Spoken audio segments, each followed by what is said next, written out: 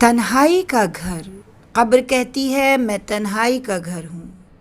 دنیا میں تو دوست، رشتہ دار اور مددگار موجود تھے، حکومت اور اختیار تھا، نوکر چاکروں کی فوج آگے پیچھے ہوا کرتی تھی، لیکن اب ساتھ کوئی نہیں۔ اب قبر ہے، تنہائی ہے اور انسان کے عمل کی پونجی۔ اب یا تو عذاب کا یا ثواب کا ہلکا سا اشارہ ہو رہا ہے۔ نیک آدمی کے لیے جنت کی کھڑکی سے ٹھنڈی ہوا راحت کا ذریعہ بن رہی ہے، اور برے آدمی کے لیے جہنم کے عذاب کا ذریعہ بن رہی ہے۔ مٹی کا گھر، قبر کہتی ہے میں مٹی کا گھر ہوں۔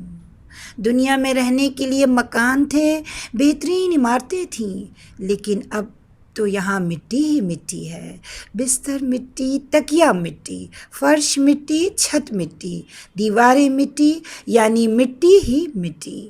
یہ ایسی کوٹری ہوگی جہاں سوائے خاک کے کچھ نہیں ہوگا۔ امیر غریب، بادشاہ فقیر، مرد عورت اسی مٹی کے بیچ برزخ کی زندگی کاٹ رہے ہوں گے۔ عبرت کا مقام ہے آج کے زندہ انسانوں کے لیے۔ اللہ سب کو غور و فکر کی توفیق عطا فرمائے، آمین۔